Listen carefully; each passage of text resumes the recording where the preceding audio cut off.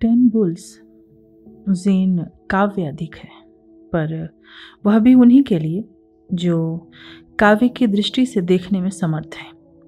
अन्य के लिए तो यह पहेली है। एक साधक चित्त को सांड के रूप में कल्पना कर, जो एक शक्तिशाली ऊर्जा स्रोत है, बुद्धत्व के मार्ग पर आने वाले पड़ावों को काव्य रूप में प्रकट करने का यह सर्वोत्तम सफल प्रयास है, और इसका प्रभाव सदियों से रहा भी है।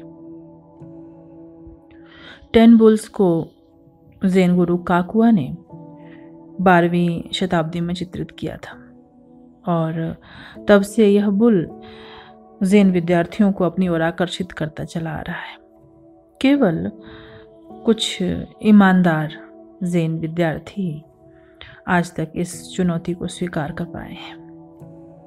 यद्यपि इस बुल की चुनौती दूर से आकर्षक है और सभी को इसे स्वीकारने का लोभ होता है, पर बुल के पैरों तले और उसके विशाल सींगों के आघात से घायल होने वाले हजारों साधक आपको यहाँ वहाँ घूमते यह बोलते मिल जाएंगे कि बुल उनका सेवक हो चुका है और वे स्वामी।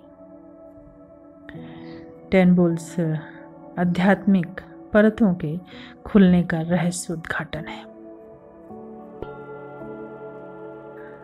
पहला बुल है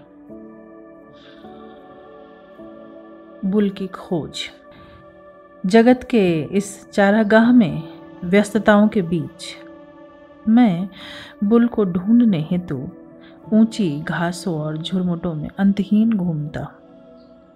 अज्ञात सरिताओं के किनारे, दूरस्थ पहाड़ों की पगडंडियों पर मार्गों में भटकते हुए मैं खोता जाता हूँ। मेरी जीवन शक्ति और धैर्य थक गया है। मैं बुल को ढूंढ नहीं पाता। अब सिर्फ रात्रि को झिंगुरों की आवाजें जंगल में गूंजती सुनाई पड़ती हैं।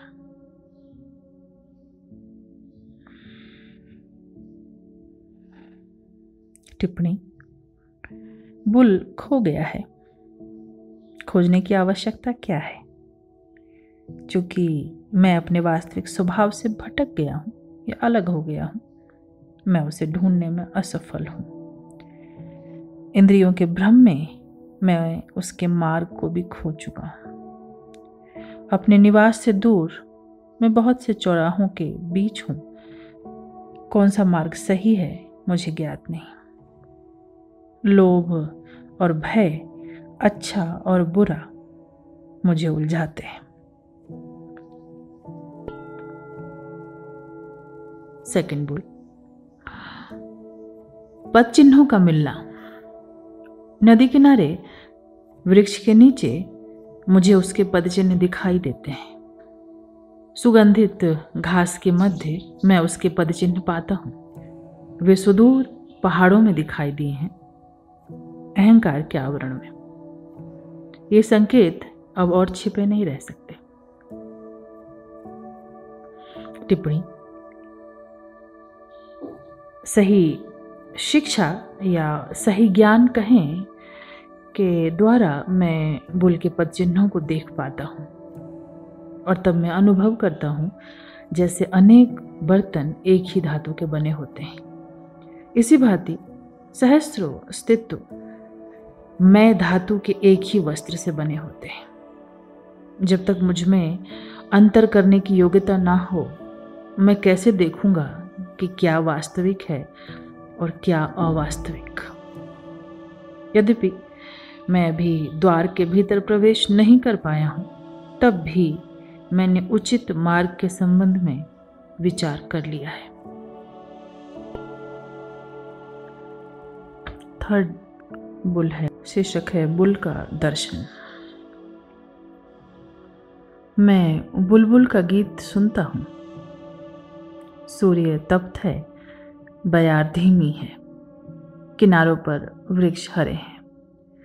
यहाँ कोई बुल छिप नहीं सकता। कौन सा चित्रकार उसके विशाल सिर, उसके भव्य सींगों को चित्रित कर सकता है? टिप्पणी: जब कोई ध्वनि सुनता है इसके स्रोत का आभास कर सकता है। जैसे ही 6 इंद्रियां एक दूसरे में समाहित होती हैं, द्वार में प्रवेश हो जाता है। जब कोई भीतर जाता है, प्रथमतः बुल के सिर का दर्शन करता है। यह मिलन पानी में नमक जैसा है, घोल में रंग जैसा है। शूद्र भी स्व से पृथक नहीं रह सकता है।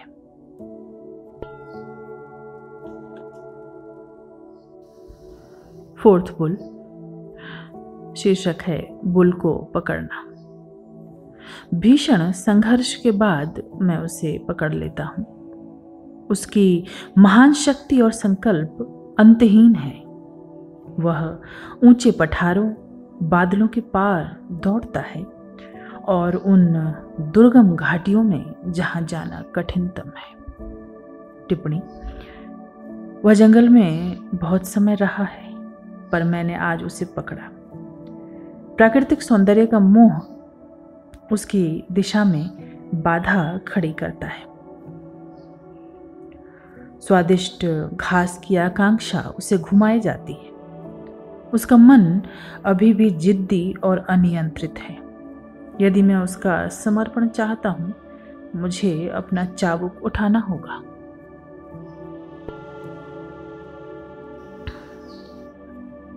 पांचवां बुल, शीर्षक है बुल को पालतू बनाना।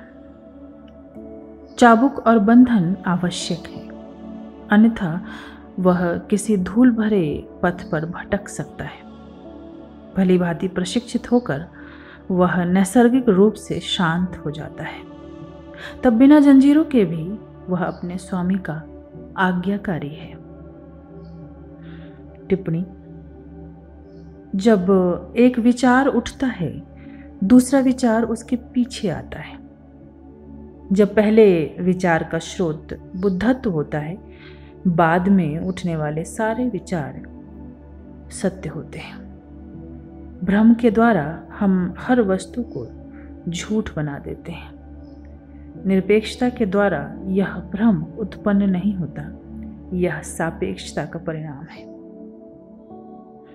अपनी नाक अर्थात श्रद्धा को कसकर पकड़ो और एक भी संशय को कदापि स्थान मत दो।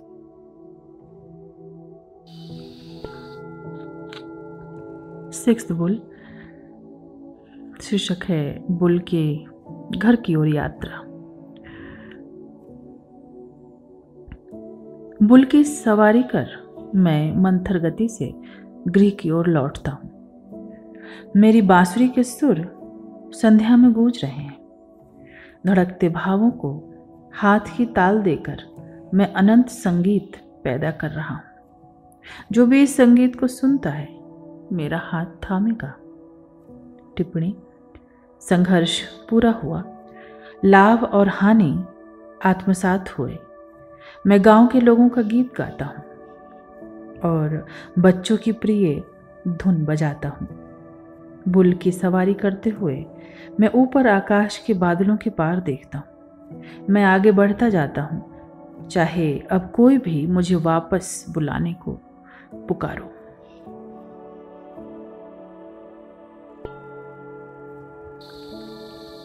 सेवेंथ बुल, शीर्षक है बुल का अतिक्रमण। बुल की सवारी करते हुए मैं अपने गृह पहुंचता हूं। मैं शांत एवं अविक्षुब्ध हूं। बुल भी विश्राम कर सकता है। भोर आ पहुंची है। अपने छप्पर के आवास पर मैंने चाबुक और जंजीरों का त्याग कर दिया है। यह आनंद की पराकाष्ठा है। टिप्पणी: एक ही नियम है, दो नहीं। केवल हम ही बुल को एक अस्थायी विषय बनाते हैं। यह खरगोश और पिंजरे, मछली और कांटे के संबंध जैसा ही है। यह ऐसा है जैसे स्वर्ण और उसका कचरा, या जैसे चांद बादलों से ऊपर उठ आए।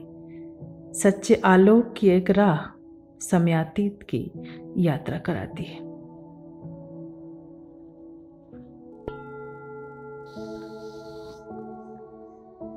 Earth bull.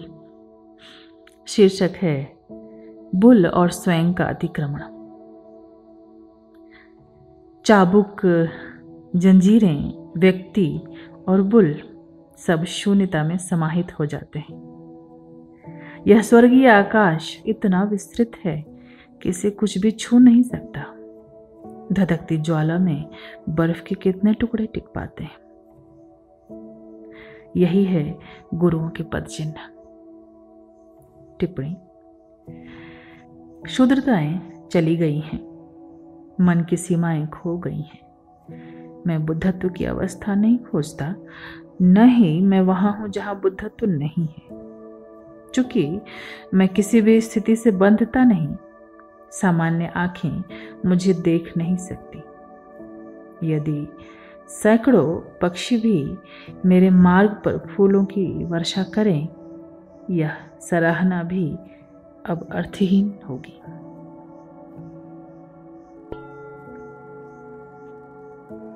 Ninth bull.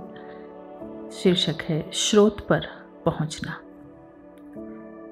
अपनी जड़ों और स्रोत पर पहुंचने हेतु बहुत से चरणों से गुजरना हुआ है। प्रारंभ से ही अंधा और बहरा होना श्रेयस्कर होता है। अपने वास्तविक गृह में निवास करते हुए चिंता रहित जीवन। सरिता शांत बहती है और फूल लाल है। टिप्पणी। प्रारंभ से ही सत्य स्पष्ट है। मौन में स्थित मैं बनने और बिखरने के अस्तित्व को देखता हूं।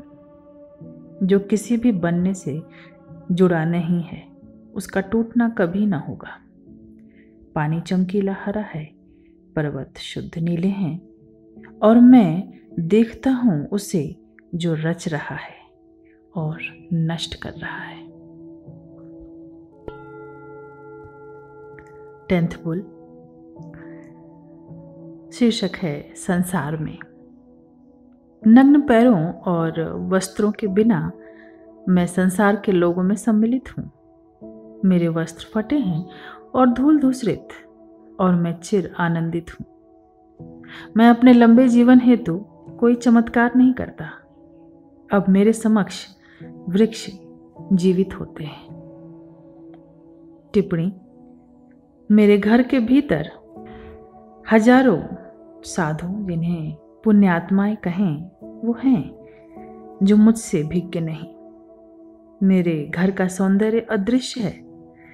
किसी को प्रधान पुरुषों के पद चिन्हों का अनुसरण करने की क्या आवश्यकता है।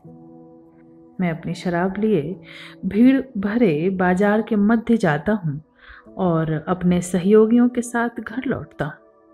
मैं शराब की दुकान पर जाता हूं और बाजार में, और जिससे भी मैं मिलता हूं वह आलोक या ज्ञान कहे वह पाता है।